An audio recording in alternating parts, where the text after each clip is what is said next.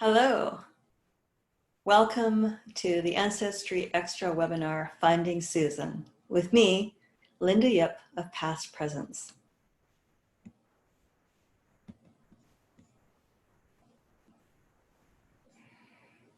Today we're going to be exploring Chinese genealogy on Ancestry. I'm a member of the Ancestry Canada Board of Genealogists. I'm a genealogist, a writer, a speaker, and a blogger on my site, Past Presence. I've spoken on using Evernote for genealogy because I'm also very intrigued by organizing genealogical records, and I've spoken on Chinese genealogy as well. Last fall, I joined the Heritage of Cantonese Migration Tour with Dr. Henry Yu, Dr. Celia Tan, great group of people, and we went to Yip, which is my Yip ancestral home village. And we did that in October last year.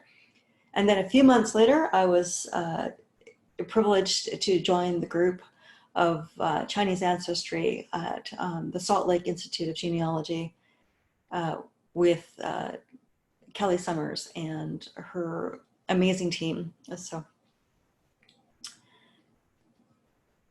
welcome to my webinar.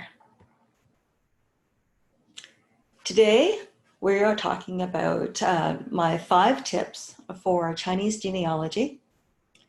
And then we will look at a case study of my Aunt Susan. Then we'll analyze the clues that we are finding from that. And then we'll recap and look at the resources.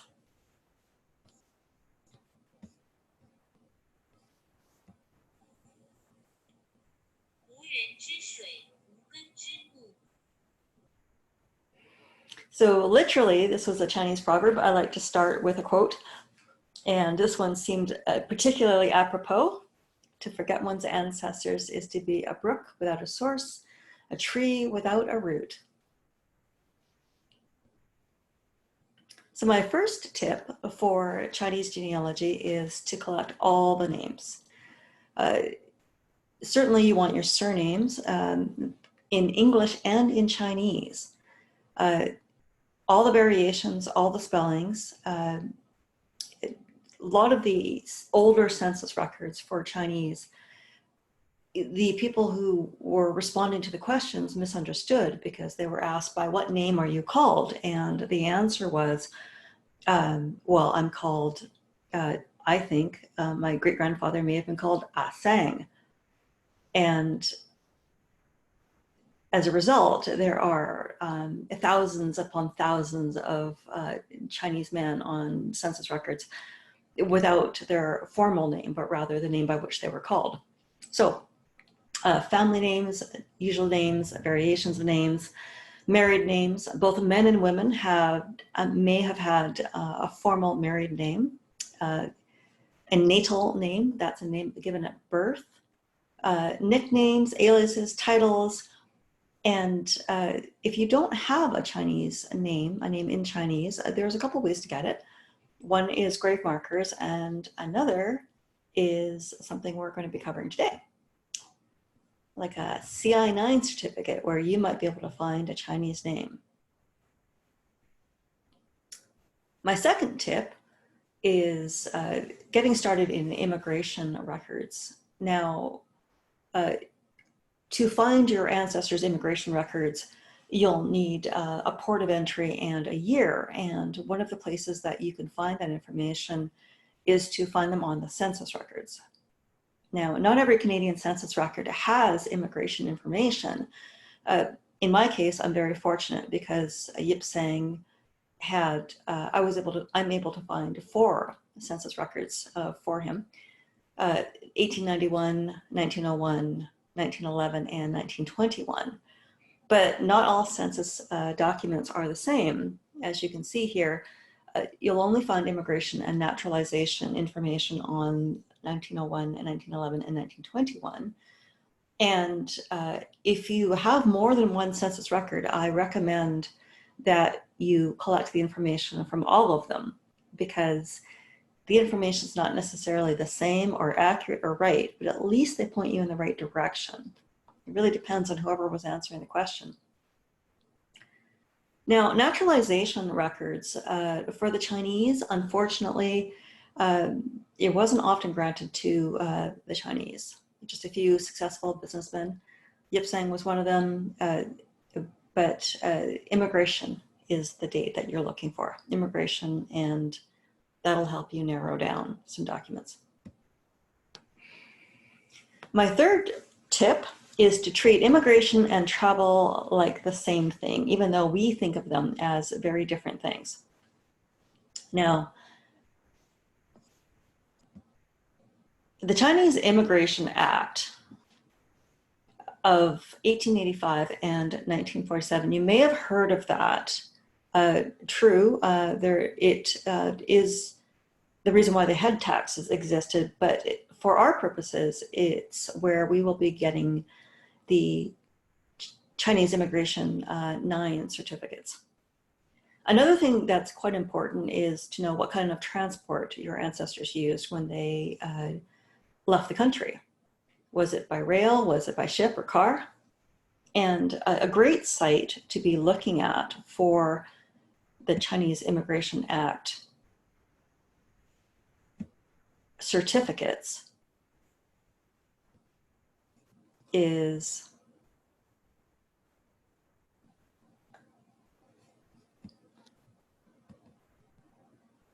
the Vancouver Public Library. They have a fantastic breakdown of all the Chinese immigration certificates. Here are some of the main ones. And under other certificates are, a huge number of listings. Now, I draw your attention here to a CI-10, because I recently found a CI-10 for my own great-grandfather, Yip Sang. Okay, so the other major group of interrelated laws had to do with the Chinese Exclusion Act in the United States, roughly 1882 to 1943. And these two bodies of laws, the Immigration Act and the Exclusion Act, governed all the movements for the Chinese. And something I want to point out here is, if your person crossed a border for any reason whatsoever, they went for the weekend, they wanted to go shopping, any reason, there may be a Chinese Exclusion Act case file for you to find. Now, you will find those records at the National Archives at Seattle. Unfortunately, the archives are currently closed. But if you write to them and give them all the information that you have on your ancestor and their movements, when they went across, what port, what date, what their name was on the records, the more information you can give them, the easier it will be for them to find the Exclusion Act records. And as for why you might want to see those, we will get to that in this presentation. My fourth tip is cluster research, or the fan club. Now, that term, the fan club, is attributed to Elizabeth Schoen Mills for friends, associates, and neighbors. And it could be anyone. It could be business associates, it could be tennis club, it could be soccer club, tongs, family associations. And the other part of this is social capital. So when we went to China, we learned about Chinese social capital, which is the method that the Chinese diaspora thinks about when connecting to other people. If you wanted a son for your daughter, a husband for your daughter, or you wanted a job, or you wanted to know where the best barbecue pork was, or you wanted to buy some furniture, you wouldn't necessarily step out of your social circle. You would ask a friend of a friend of a friend for a referral, and so you put these two things together, the fan club idea, friends, associates, and neighbors, with Chinese social capital, and you get a group of people, the Chinese, who are particularly intertwined with one another. And so if you find one associate, you may very well find more.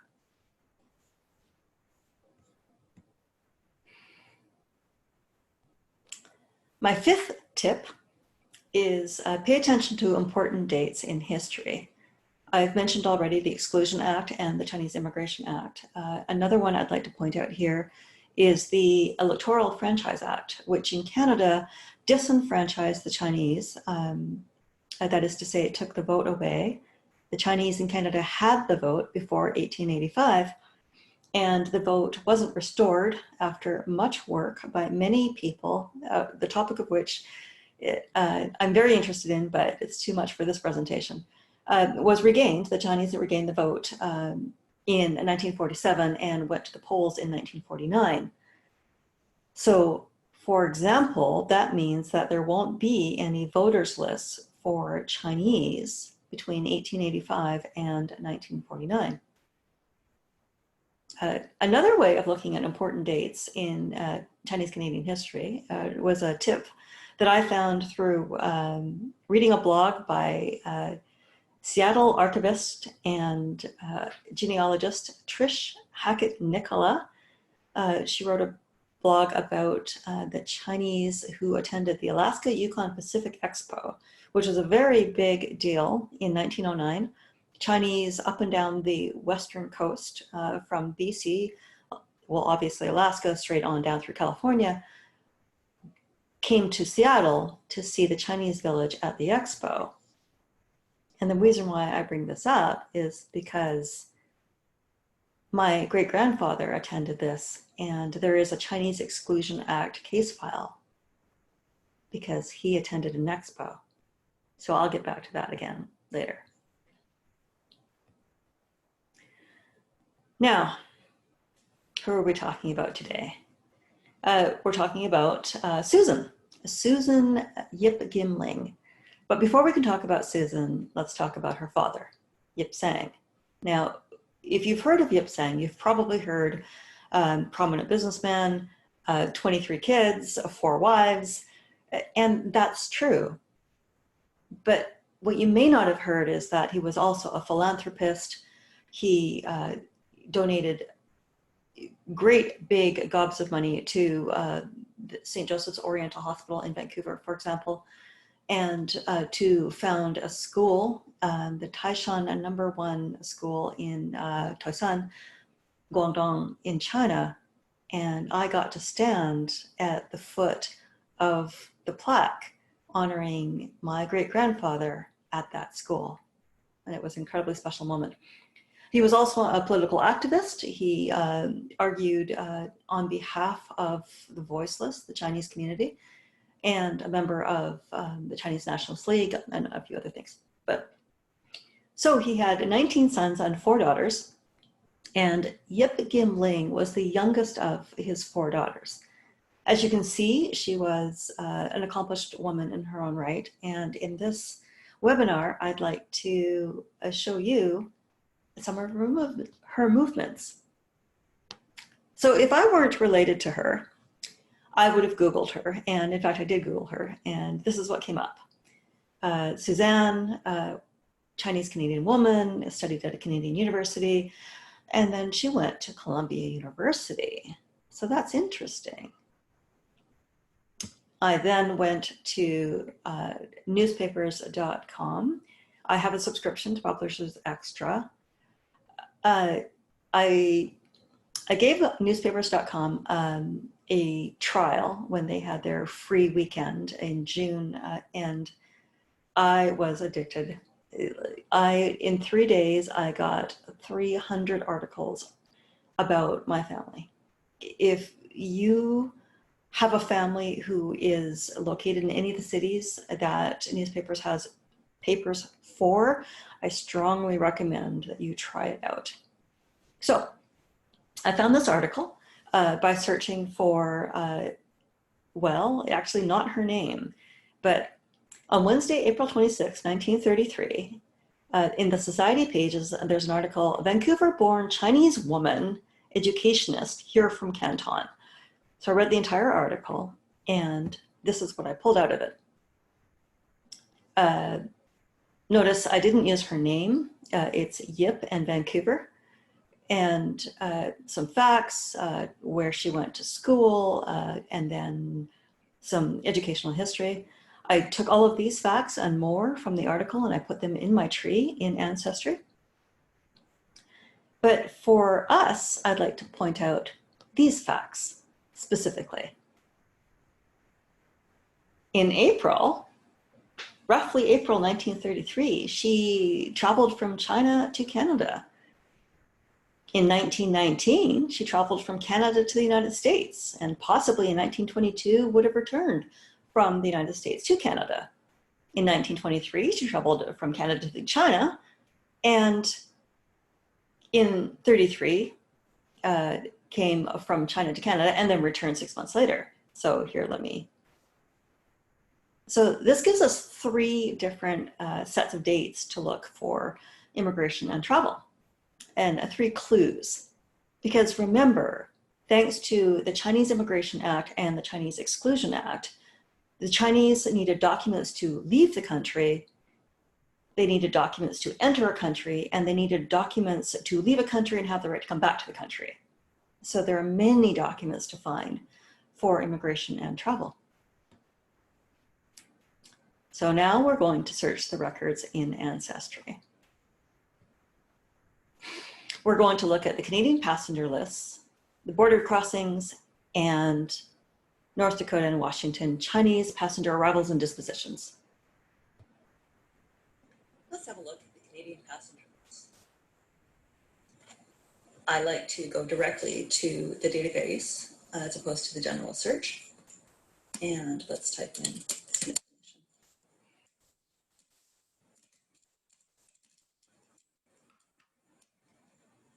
We think that she arrived in April 1933, thanks to the newspaper article. We'll assume that she came to Vancouver and search.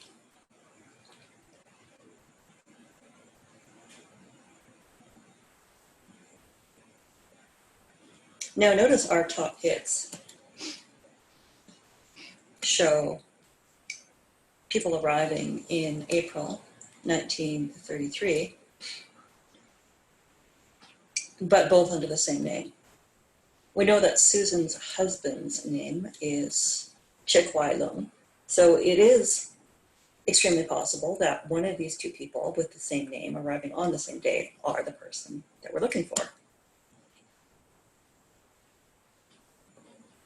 Now, when we go to the record, we see in brackets that Gim Ling, which is Susan's alternate name, is here.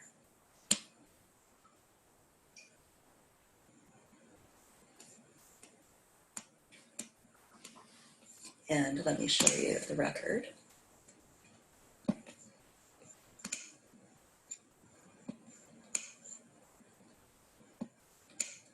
Yep, here we are. It says passengers embarked at Hong Kong, China, 17th March, 1933, and number 6 and 7 are Susan and her son Victor and her son Washington. So normally I would save this both to my tree,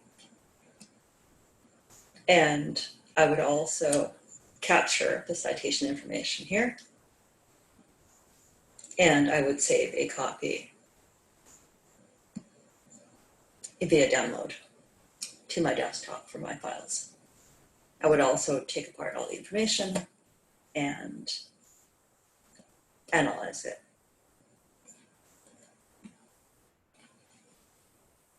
Now I'd like to give you an example of results from US border crossings from Canada to the United States.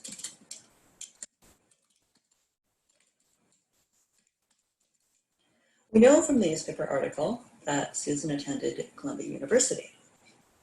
Now, it didn't say what year she attended, but I did some quick math, and I assumed that her arrival would have been a couple of years after she graduated high school.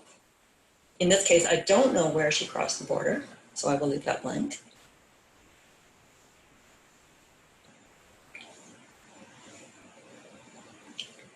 And here, the second record, you can hover over the view record to quickly check before hitting it, and it looks pretty promising.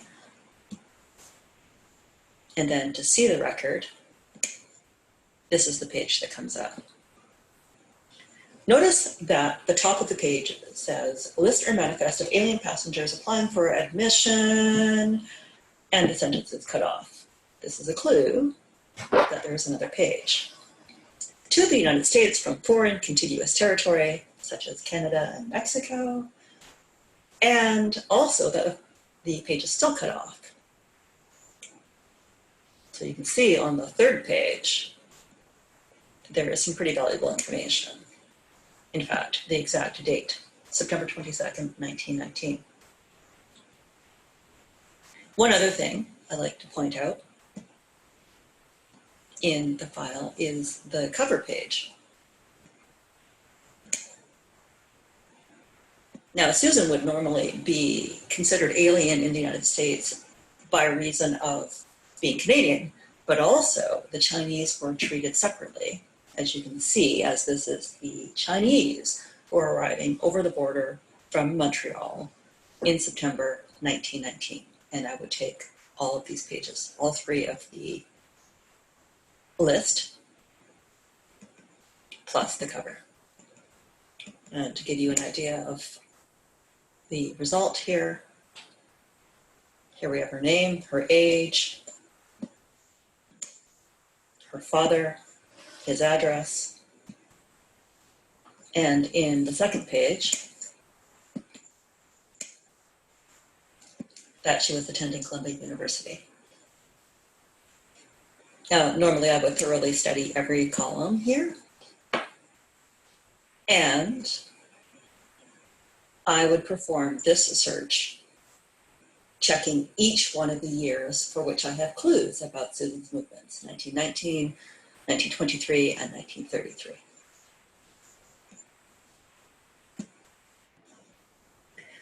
Now I'd like to show you how to navigate the card catalog. You're probably familiar with the main search page, but I like to use the card catalog. A keyword I have found very helpful is the word Chinese and clicking on Canadian records, because we are, after all, looking for border crossings and search. And this particular record, North Dakota and Washington Chinese passenger arrivals, has been very helpful to me in my research. If your family is also in British Columbia or has origins in British Columbia and liked going to the United States, this database will be helpful to you in your research. Now, I have looked for Susan in this database many times, and I'm now down to two keywords, very general search, Yip and 1923.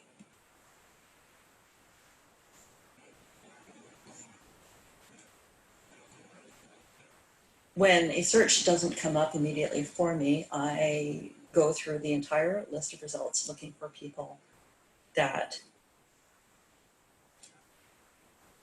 I recognize. For example, this one, him, sounds similar to one of my cousins, but there's this one, Q Yin. Q Yin is Susan's brother. And he was traveling in October 1923.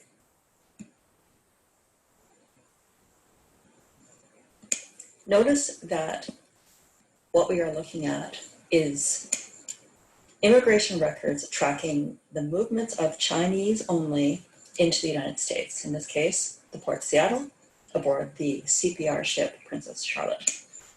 And reading all the way down the list here, Princess Charlotte, October 11th, 1923, Yip Gim Ling, the person who brought us to this page, but just above him is Susan. If we had tried to search for her alone and given up, we would not have found this record. When I look at the index, here's Q Yin, but above the transcription isn't very clean, and that might be a reason why her name does not show up.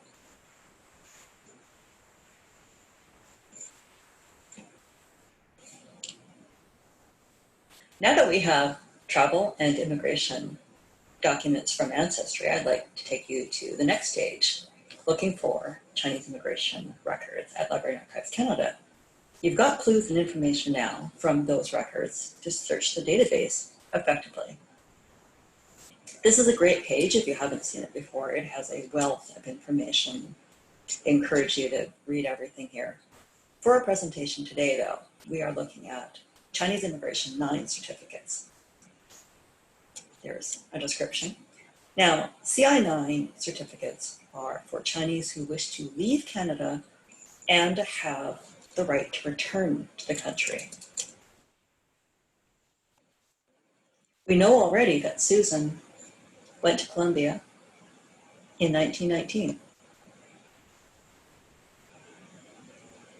She was also a student, so Yip is a fairly safe bet for a last name. You'll see there are 75 results for Yips who wish to leave the country in 1919. You can go down to the bottom and click through and read all of them. It is interesting reading. Or you can search a filter. Notice this is Susan's Chinese name, and this is her English name.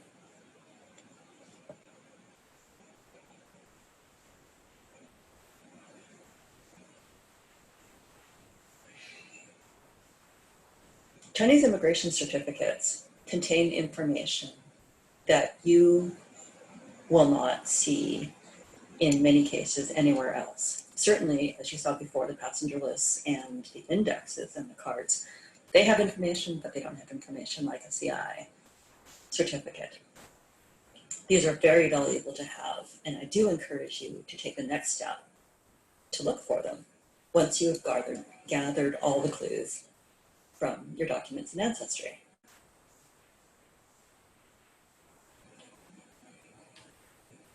Aside from details such as height and weight, year of immigration,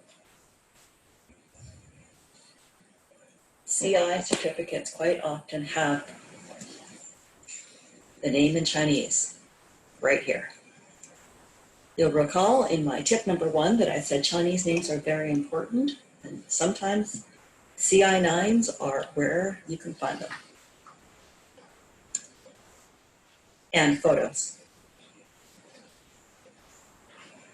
I would perform this search for Susan for at least the 3 instances, 1919, 1923, and 1933, and in fact, there are 4 of these to find.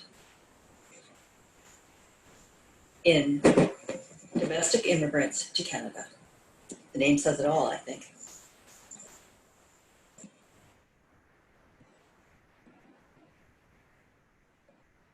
Okay, so now you have immigration and travel records plus who knows what else in Ancestry. You've got Chinese immigration and 9 certificates from Library and Archives Canada. The next step is to take advantage of the Chinese Exclusion Act case files and see what else you can find. Now, I've shown you already the records at the National Archives at Seattle. What I'd like to bring your attention to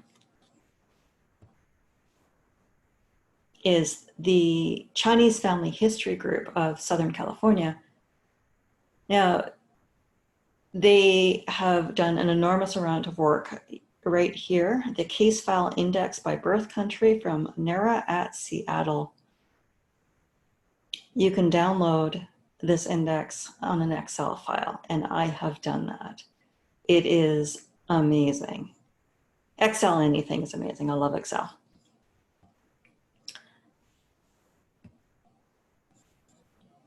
And from that Excel file, I have pulled two Chinese Exclusion Act case file numbers for Susan. The first one, please note that this is a long row, and I've cut them in half so that you can see them better. The first one shows the box number, the case number, the name, and then Seattle, married, entry date 1933. So it looks like when Susan was leaving from Canada to go back to China, she went via Seattle. And because she went via Seattle, there's an Exclusion Act case file for her. Now, in the other one, case 67711, it's Susan as her single Yip Gim Ling before she was married. And notice it's 1923. So that is probably when she and her brother Q went to Seattle for the weekend. I haven't had a chance to find these case files yet, but when I do, I'll be excited. Because I have this. I have an example of the Chinese Exclusion Act case file from my great-grandfather, who went to that expo with his family, and now I have 23 pages of records, declarations, attestations, forms, photos. These are rich genealogical records to have. And Chinese genealogy is so hard. I mean, if you can get these records, you should. But, of course, there's a caveat. The NARA archives are closing at Seattle. There's a fight on to preserve them where they are, but I do encourage you, as soon as we are able to go, to get those files out of Seattle as quick as you can. Okay. So to recap, what have we found here? From one article from newspapers.com, we found a number of facts which led us to these immigration records. And I didn't stop there with that one article. I did find a number of other articles.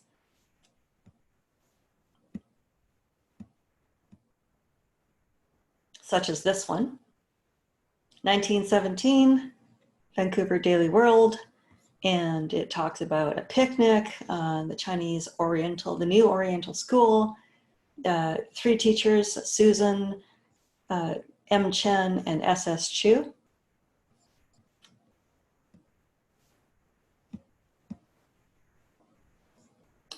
What else do we have?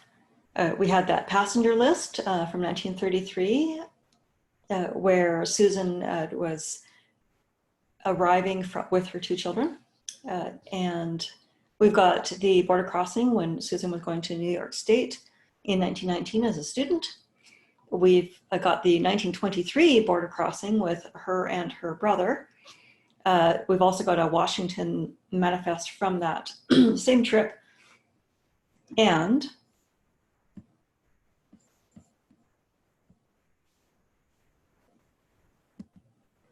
we've got this 1933 record.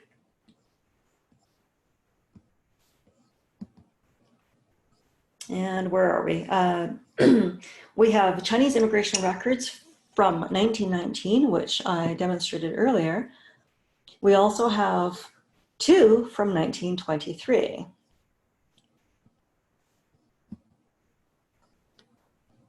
This one, which you'll recall, Susan and her brother Yin went to Seattle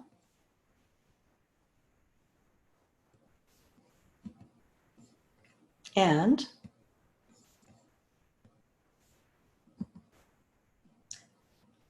Susan went to Hong Kong in 1923. But wait, there's still more.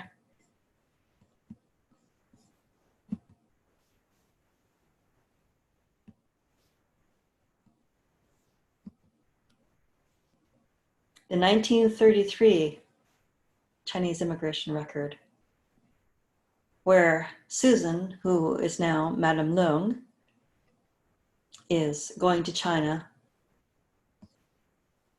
to continue her teaching career.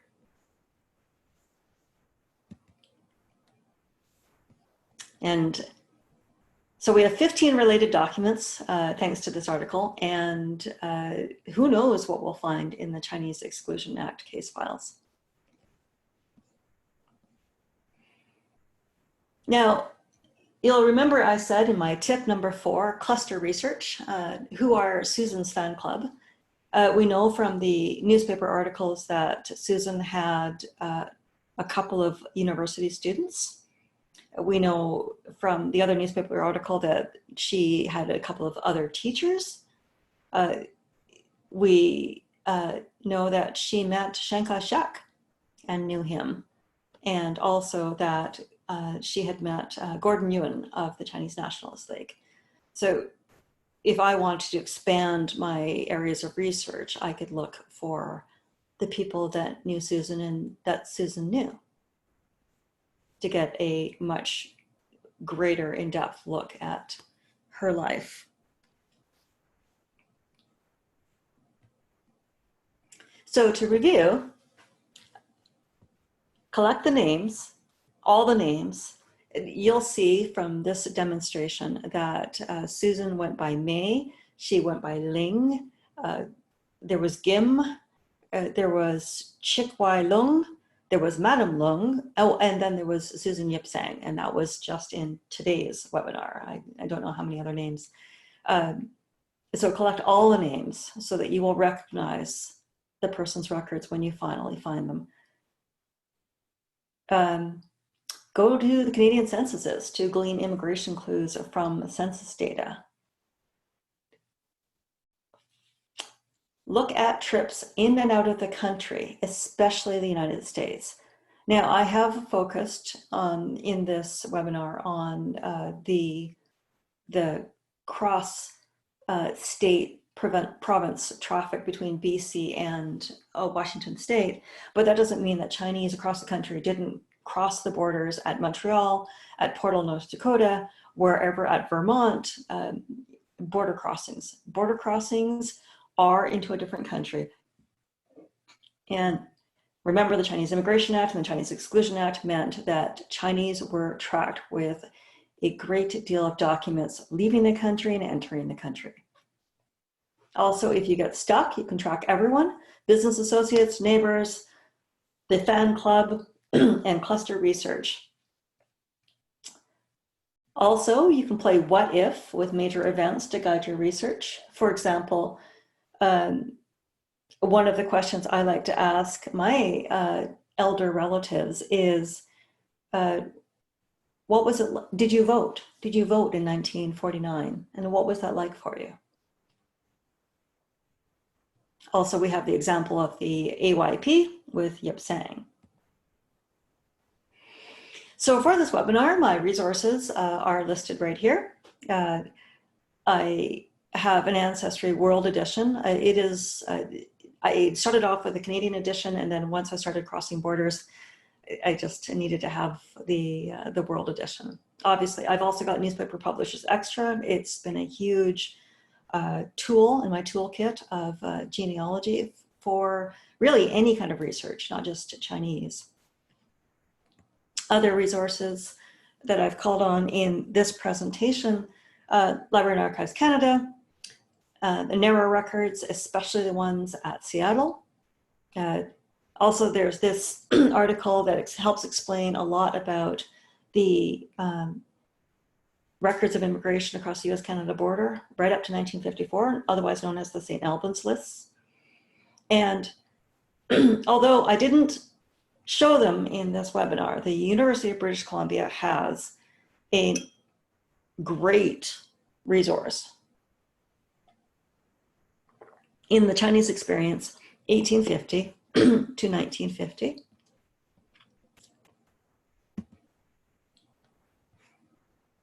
It really helps explain immigration and naturalization.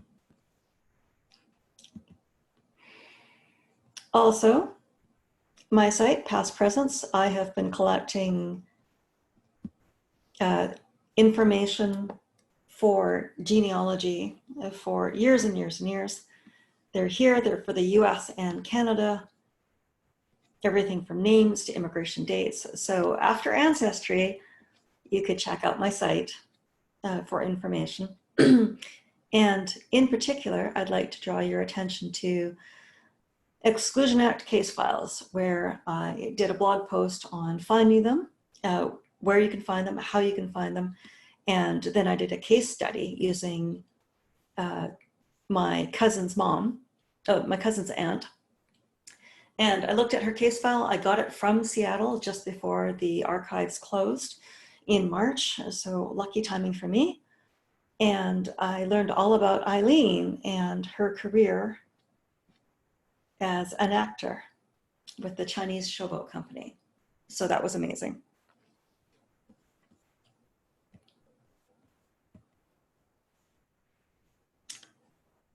There's also a checklist. I've given you 5 top tips here for Chinese genealogy. If you found that useful, come on over to Past Presence and come get your checklist. Okay, that is it for me. I hope that you enjoyed this webinar.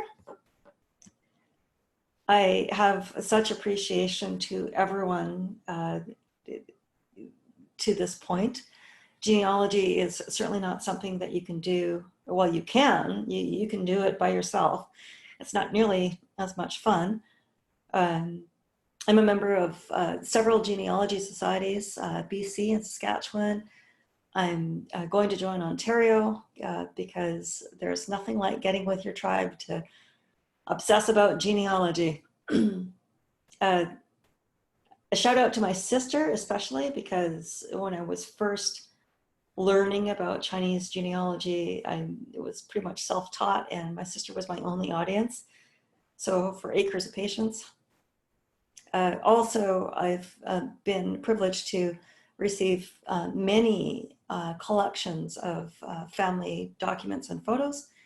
That's helped my own understanding of the Chinese diaspora and the history. I do also want to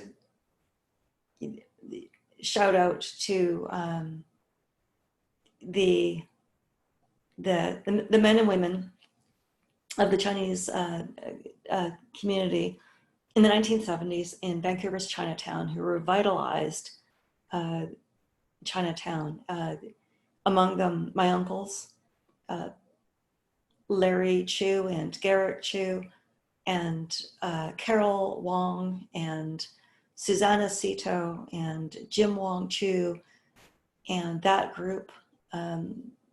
I stand on their shoulders, honestly. Last but not least, I wouldn't be here without my great-grandfather Yip Sang, and a huge thank you to Great Aunt Susan. Thank you. Bye-bye.